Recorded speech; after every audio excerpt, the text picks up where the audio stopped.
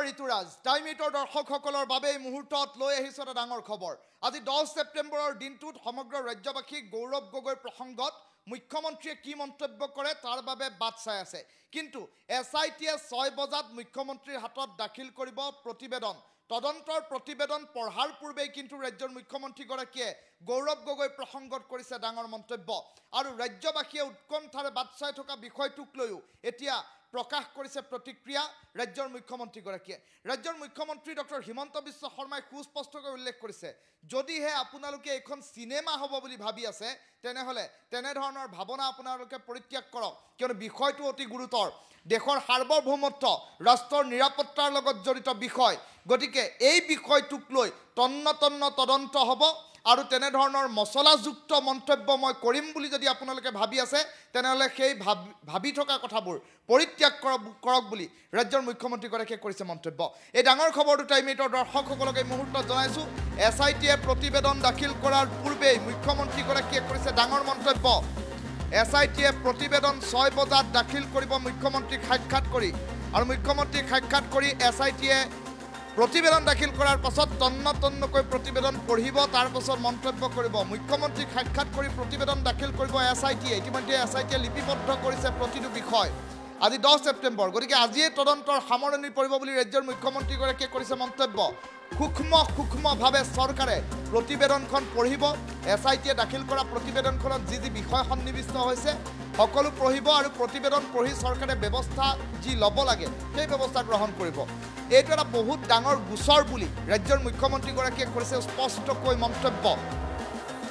আৰু গোচৰটোৰ প্ৰক্ৰিয়াৰ মাজেৰে আগবাঢ়ি যাব এই কথাও ৰাজ্যৰ মুখ্যমন্ত্ৰীগৰাকীয়ে সাংবাদিকৰ আগত উল্লেখ কৰিছে। আৰু এইটো এটা গুৰুত্বপূৰ্ণ তদন্ত, দেশৰ সাৰ্বভৌমত্ব ৰাষ্ট্ৰৰ নিৰাপত্তাৰ লগত জড়িত এটা বিষয়। গতিকে তন্নকৈ তদন্ত চলিব। দেশৰ সাৰ্বভৌমত্বৰ লগত জড়িত এই বিষয়টোক লৈ তদন্ত চলিব। ইয়াৰ পৰা চিনেমাৰ দৰে কাহিনী ওলাব বুলি যদি আপোনালোকে ভাবিছে তেনেহ'লে সেই ভাৱনা পৰিত্যাগ কৰক। প্ৰতিবেদনখন পঢ়াৰ পাছতহে কি ব্যৱস্থা গ্ৰহণ কৰিব লাগে সেয়া বিচাৰ হ'ব বুলি উল্লেখ কৰিলে ৰাজ্যৰ মুখ্যমন্ত্ৰী ডক্টৰ হিমন্ত বিশ্ব শৰ্মাই।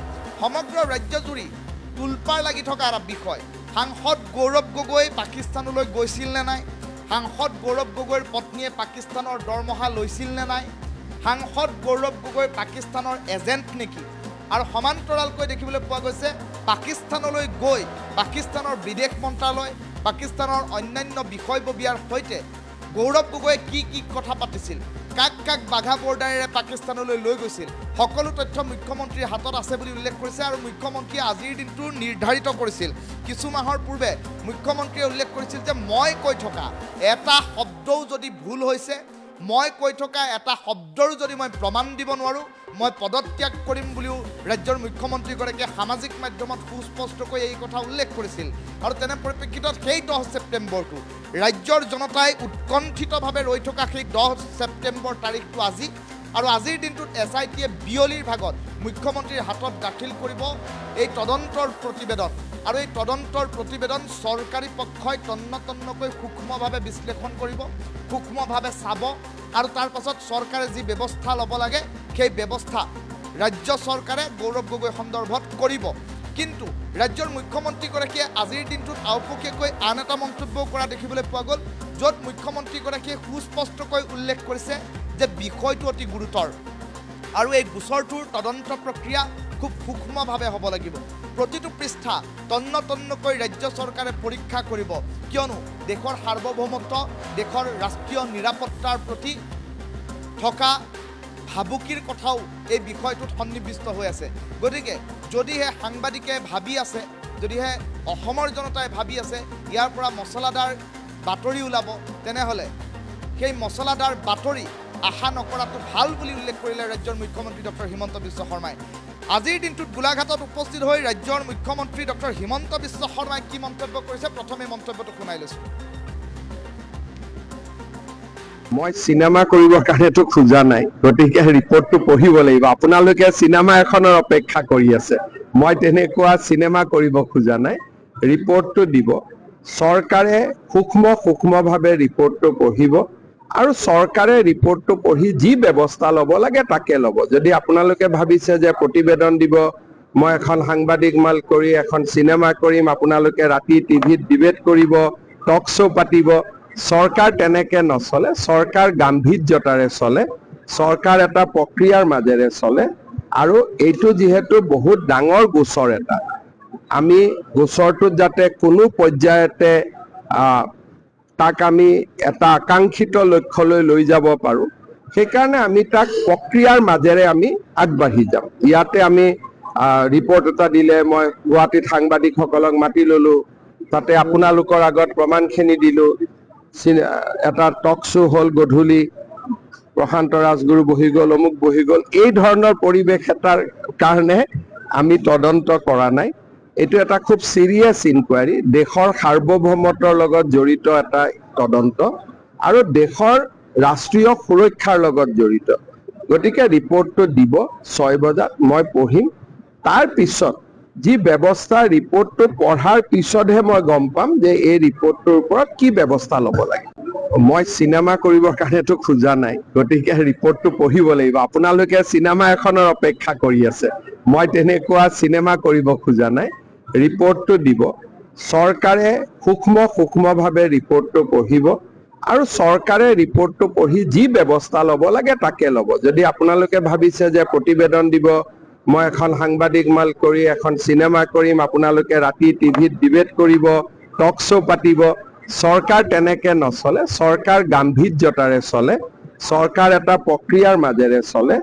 আৰু এইটো যিহেতু বহুত ডাঙৰ গোচৰ এটা, আমি গোচৰটোত যাতে কোনো পৰ্যায়তে তাক আমি এটা আকাংক্ষিত লক্ষ্যলৈ লৈ যাব পাৰোঁ, সেইকাৰণে আমি তাক প্ৰক্ৰিয়াৰ মাজেৰে আমি আগবাঢ়ি যাম। ইয়াতে আমি ৰিপৰ্ট এটা দিলে, মই গুৱাহাটীত সাংবাদিকসকলক মাতি ল'লোঁ, তাতে আপোনালোকৰ আগত প্ৰমাণখিনি দিলোঁ।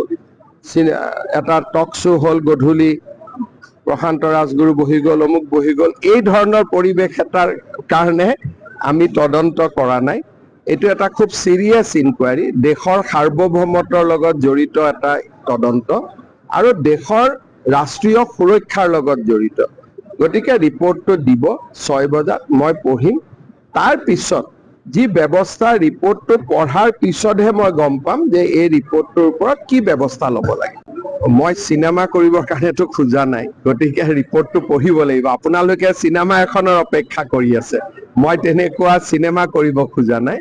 ৰিপৰ্টটো দিব, চৰকাৰে সূক্ষ্মভাৱে ৰিপৰ্টটো পঢ়িব আৰু চৰকাৰে ৰিপৰ্টটো পঢ়ি যি ব্যৱস্থা ল'ব লাগে তাকে ল'ব। যদি আপোনালোকে ভাবিছে যে প্ৰতিবেদন দিব, মই এখন সাংবাদিক মাল কৰি এখন চিনেমা কৰিম, আপোনালোকে ৰাতি টিভিত ডিবেট কৰিব, টক শ্ব' পাতিব, চৰকাৰ তেনেকে নচলে, চৰকাৰ গাম্ভীৰ্যতাৰে চলে, চৰকাৰ এটা প্ৰক্ৰিয়াৰ মাজেৰে চলে। আৰু এইটো যিহেতু বহুত ডাঙৰ গোচৰ এটা, আমি গোচৰটোত যাতে কোনো পৰ্যায়তে তাক আমি এটা আকাংক্ষিত লক্ষ্যলৈ লৈ যাব পাৰোঁ, সেইকাৰণে আমি তাক প্ৰক্ৰিয়াৰ মাজেৰে আমি আগবাঢ়ি যাম। ইয়াতে আমি ৰিপৰ্ট এটা দিলে, মই গুৱাহাটীত সাংবাদিকসকলক মাতি ল'লোঁ, তাতে আপোনালোকৰ আগত প্ৰমাণখিনি দিলোঁ। এটা টক শ্ব' হ'ল গধূলি, প্ৰশান্ত ৰাজগুৰু বহি গ'ল, অমুক বহি গ'ল। এই ধৰণৰ পৰিৱেশ এটাৰ কাৰণে আমি তদন্ত কৰা নাই। এইটো এটা খুব চিৰিয়াছ ইনকুৱাৰী, দেশৰ সাৰ্বভৌমত্বৰ লগত জড়িত এটা তদন্ত আৰু দেশৰ ৰাষ্ট্ৰীয় সুৰক্ষাৰ লগত জড়িত। গতিকে ৰিপৰ্টটো দিব 6 বজাত, মই পঢ়িম। তাৰ পিছত যি ব্যৱস্থা, ৰিপৰ্টটো পঢ়াৰ পিছতহে মই গম পাম যে এই ৰিপৰ্টটোৰ ওপৰত কি ব্যৱস্থা ল'ব লাগে। মই চিনেমা কৰিবৰ কাৰণেতো খোজা নাই, গতিকে ৰিপৰ্টটো পঢ়িব লাগিব। আপোনালোকে চিনেমা এখনৰ অপেক্ষা কৰি আছে, মই তেনেকুৱা চিনেমা কৰিব খোজা নাই। ৰিপৰ্টটো দিব, চৰকাৰে সূক্ষ্মভাৱে ৰিপৰ্টটো পঢ়িব আৰু চৰকাৰে ৰিপৰ্টটো পঢ়ি যি ব্যৱস্থা ল'ব লাগে তাকে ল'ব। যদি আপোনালোকে ভাবিছে যে প্ৰতিবেদন দিব, মই এখন সাংবাদিক মাল কৰি এখন চিনেমা কৰিম, আপোনালোকে ৰাতি টিভিত ডিবেট কৰিব, টক শ্ব' পাতিব, চৰকাৰ তেনেকে নচলে, চৰকাৰ গাম্ভীৰ্যতাৰে চলে, চৰকাৰ এটা প্ৰক্ৰিয়াৰ মাজেৰে চলে। আৰু এইটো যিহেতু বহুত ডাঙৰ গোচৰ এটা, আমি গোচৰটোত যাতে কোনো পৰ্যায়তে তাক আমি এটা আকাংক্ষিত লক্ষ্যলৈ লৈ যাব পাৰোঁ, সেইকাৰণে আমি তাক প্ৰক্ৰিয়াৰ মাজেৰে আমি আগবাঢ়ি যাম। ইয়াতে আমি ৰিপৰ্ট এটা দিলে, মই গুৱাহাটীত সাংবাদিকসকলক মাতি ল'লোঁ, তাতে আপোনালোকৰ আগত প্ৰমাণখিনি দিলোঁ। এটা টক শ্ব' হ'ল গধূলি, প্ৰশান্ত ৰাজগুৰু বহি গ'ল, অমুক বহি গ'ল, এই ধৰণৰ পৰিৱেশ এটাৰ কাৰণে আমি তদন্ত কৰা নাই।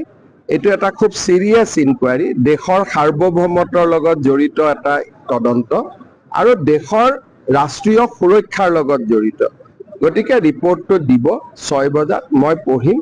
তাৰ পিছত যি ব্যৱস্থা, ৰিপৰ্টটো পঢ়াৰ পিছতহে মই গম পাম যে এই ৰিপৰ্টটোৰ ওপৰত কি ব্যৱস্থা ল'ব লাগে। মই চিনেমা কৰিবৰ কাৰণেতো খোজা নাই, গতিকে ৰিপৰ্টটো পঢ়িব লাগিব। আপোনালোকে চিনেমা এখনৰ অপেক্ষা কৰি আছে, মই তেনেকুৱা চিনেমা কৰিব খোজা নাই।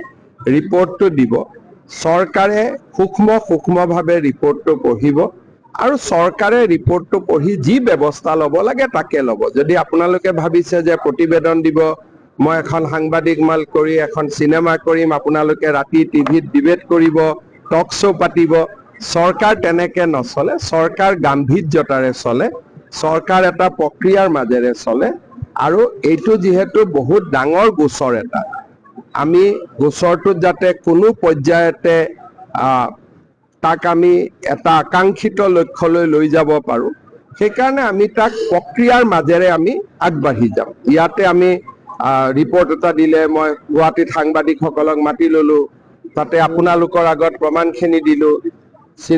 এটা টক শ্ব' হ'ল গধূলি, প্ৰশান্ত ৰাজগুৰু বহি গ'ল, অমুক বহি গ'ল, এই ধৰণৰ পৰিৱেশ এটাৰ কাৰণে আমি তদন্ত কৰা নাই। এইটো এটা খুব চিৰিয়াছ ইনকুৱাৰী, দেশৰ সাৰ্বভৌমত্বৰ লগত জড়িত এটা তদন্ত আৰু দেশৰ ৰাষ্ট্ৰীয় সুৰক্ষাৰ লগত জড়িত। গতিকে ৰিপৰ্টটো দিব 6 বজাত, মই পঢ়িম। তাৰ পিছত যি ব্যৱস্থা, ৰিপৰ্টটো পঢ়াৰ পিছতহে মই গম পাম যে এই ৰিপৰ্টটোৰ ওপৰত কি ব্যৱস্থা ল'ব লাগে। মই চিনেমা কৰিবৰ কাৰণেতো খোজা নাই, গতিকে ৰিপৰ্টটো পঢ়িব লাগিব। আপোনালোকে চিনেমা এখনৰ অপেক্ষা কৰি আছে, মই তেনেকুৱা চিনেমা কৰিব খোজা নাই।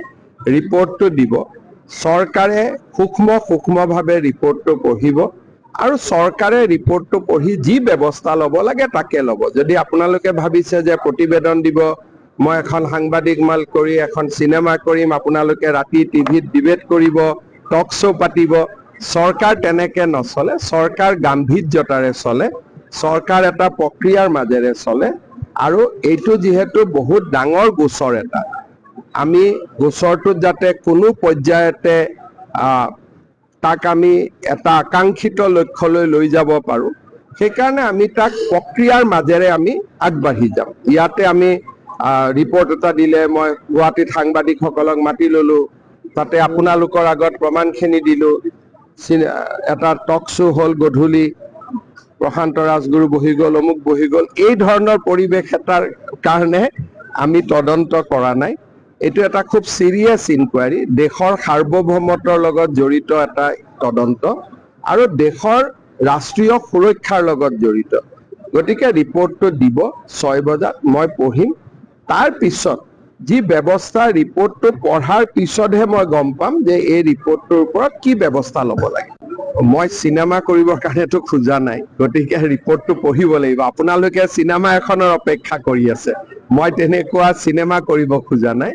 ৰিপৰ্টটো দিব, চৰকাৰে সূক্ষ্মভাৱে ৰিপৰ্টটো পঢ়িব আৰু চৰকাৰে ৰিপৰ্টটো পঢ়ি যি ব্যৱস্থা ল'ব লাগে তাকে ল'ব। যদি আপোনালোকে ভাবিছে যে প্ৰতিবেদন দিব, মই এখন সাংবাদিক মাল কৰি এখন চিনেমা কৰিম, আপোনালোকে ৰাতি টিভিত ডিবেট কৰিব, টক শ্ব' পাতিব, চৰকাৰ তেনেকে নচলে। চৰকাৰ গাম্ভীৰ্যতাৰে চলে, চৰকাৰ এটা প্ৰক্ৰিয়াৰ মাজেৰে চলে আৰু এইটো যিহেতু বহুত ডাঙৰ গোচৰ এটা, আমি গোচৰটোত যাতে কোনো পৰ্যায়তে তাক আমি এটা আকাংক্ষিত লক্ষ্যলৈ লৈ যাব পাৰোঁ, সেইকাৰণে আমি তাক প্ৰক্ৰিয়াৰ মাজেৰে আমি আগবাঢ়ি যাম। ইয়াতে আমি ৰিপৰ্ট এটা দিলে, মই গুৱাহাটীত সাংবাদিকসকলক মাতি ল'লোঁ, তাতে আপোনালোকৰ আগত প্ৰমাণখিনি দিলোঁ।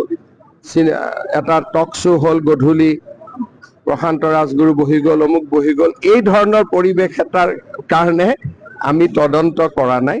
এইটো এটা খুব চিৰিয়াছ ইনকুৱাৰী, দেশৰ সাৰ্বভৌমত্বৰ লগত জড়িত এটা তদন্ত আৰু দেশৰ ৰাষ্ট্ৰীয় সুৰক্ষাৰ লগত জড়িত। গতিকে ৰিপৰ্টটো দিব 6 বজাত, মই পঢ়িম। তাৰ পিছত যি ব্যৱস্থা, ৰিপৰ্টটো পঢ়াৰ পিছতহে মই গম পাম যে এই ৰিপৰ্টটোৰ ওপৰত কি ব্যৱস্থা ল'ব লাগে। মই চিনেমা কৰিবৰ কাৰণেতো খোজা নাই, গতিকে ৰিপৰ্টটো পঢ়িব লাগিব। আপোনালোকে চিনেমা এখনৰ অপেক্ষা কৰি আছে, মই তেনেকুৱা চিনেমা কৰিব খোজা নাই। ৰিপৰ্টটো দিব, চৰকাৰে সূক্ষ্মভাৱে ৰিপৰ্টটো পঢ়িব আৰু চৰকাৰে ৰিপৰ্টটো পঢ়ি যি ব্যৱস্থা ল'ব লাগে তাকে ল'ব। যদি আপোনালোকে ভাবিছে যে প্ৰতিবেদন দিব, মই এখন সাংবাদিক মাল কৰি এখন চিনেমা কৰিম, আপোনালোকে ৰাতি টিভিত ডিবেট কৰিব, টক শ্ব' পাতিব, চৰকাৰ তেনেকে নচলে। চৰকাৰ গাম্ভীৰ্যতাৰে চলে, চৰকাৰ এটা প্ৰক্ৰিয়াৰ মাজেৰে চলে। আৰু এইটো যিহেতু বহুত ডাঙৰ গোচৰ এটা, আমি গোচৰটোত যাতে কোনো পৰ্যায়তে তাক আমি এটা আকাংক্ষিত লক্ষ্যলৈ লৈ যাব পাৰোঁ, সেইকাৰণে আমি তাক প্ৰক্ৰিয়াৰ মাজেৰে আমি আগবাঢ়ি যাম। ইয়াতে আমি ৰিপৰ্ট এটা দিলে মই গুৱাহাটী